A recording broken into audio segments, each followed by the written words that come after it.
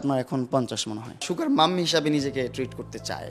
সম্প্রতি এক সাক্ষাৎকারে জনপ্রিয় টিকটকার প্রিন্স মামুন তার ব্যক্তিগত জীবনের এক বিস্ফোরক অধ্যায় সামনে এনেছেন। আলোচিত ওই সাক্ষাৎকারে তিনি খোলাখুলি বলেছেন, লাইলার বয়স এখন 50 আর সে নিজেকে সুগার মাম্মি হিসেবে ট্রিট করতে চায়। কারণ দেখেন না কত ছেলের সাথে ঘোরাফেরা করে। মামুন দাবি করেন, লাইলার 2 ঘরে 2 সন্তান রয়েছে, অথচ শুরুতে লাইলা সবকিছু লুকিয়ে গিয়েছিল। মামুন বলেন, ও সব সময় বলতো এই বাচ্চাটা আমার কাজিনের, আর আমাকে বলতো আমি নাকি ওর ভালো বন্ধু হয়েই থাকবো। এই কথার উপর ভিত্তি করে ওর সঙ্গে আমার সম্পর্ক গড়ে ওঠে।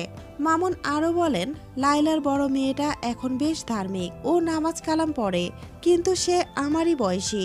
আলেমের ঘরে আলেম হয়, কিন্তু জালেমের ঘরে আলেম হলে তা ঠিক কতখানি কঠিন লাইলার বড় মেয়েকে দেখে বোঝা যায়। সাক্ষাৎকারে মামুন তার হতাশা প্রকাশ করে বলেন, ভালোবাসা কি কখনো বয়স দেখে হয়?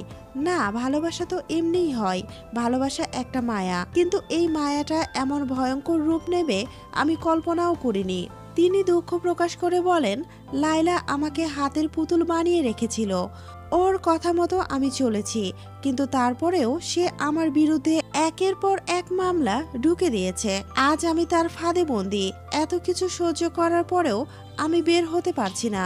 মামুনের আরও অভিযোগ, লাইলা মনে করে আমি মেয়েদের সঙ্গে ঘুরি বলেই সে আমার উপর মামলা তুলবে না, অথচ বাস্তবে আমি শুধু একটু নিঃশ্বাস নিতে চেয়েছিলাম।